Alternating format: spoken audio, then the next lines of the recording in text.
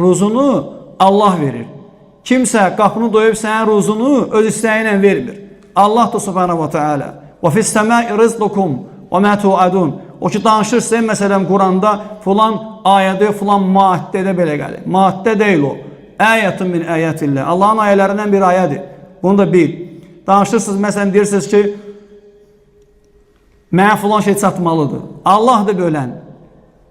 Allah deyir ki Quran-ı Kərimdə oxuyun da Quran-ı Kərimi. Sələflərə böhtan atmaqla deyil gecə gündüz. Sələflər dövlətin əleyhinə işləyirlər. Sələflər xaindirlər. Necə ola bilər? Məsələn, mən sənə sual verirəm. Mən ölkənin içində, əlhamdülillah, dövləti, başçını, bütün əmr sahiblərini müdafiə edirəm və bunu da alənən, açıq aydın eləyirəm. Lakin sən dövləti tərk eləyib, dövlətə qarşı çıxırsan. Gecə gündüz mübarizə aparırsan. Yəni mənəm qarşı çıxan yoxsa sən? Ağıllı olan insanlara buradan sual verirəm. Ağıllı insanlar. Vallahi belə adamlara inanmayın.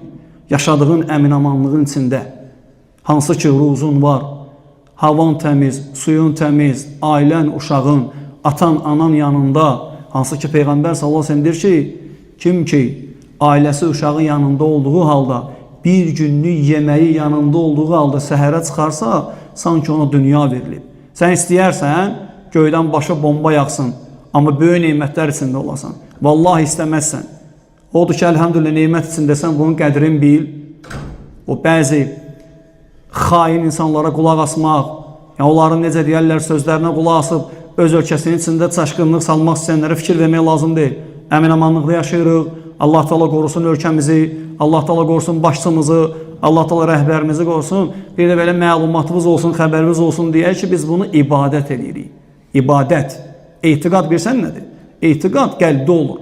Əqidə. Əqidəsiz adamlar belə şeylər başa düşmür. Allah Taala deyir ki, ya eyyuhellezine amenu, ey iman gətirənlər, atiullaha və atiur rasul və ulul emri minkum. Ey iman gətirənlər, Allaha, Rasula və özünüzdən olan əmr sahiblərinə itaat edin. Peyğəmbər sallallahu əleyhi və səlləm hədisdə deyir ki, la tasubbu umaraakum. Başçılarınızı söyməyin. Elhamdülillah mən fəxr edirəm. Başçını müdafiə edirəm. Onun üçün xeyir dua edirəm.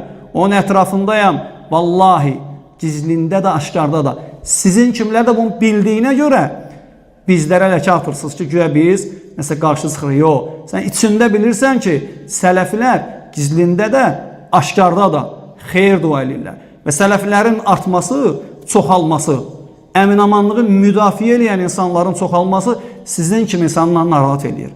Mən xeyir dua edirəm, sən söyürsən, sən təhqir edirsən. Mənəm xain yoxsa sən?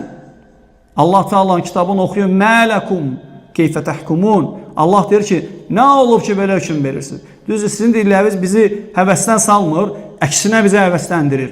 Sən nə qədər böhtan atacaqsan, biz daha da üstünə gedəcəyik. Çünki biz ibadət edirik.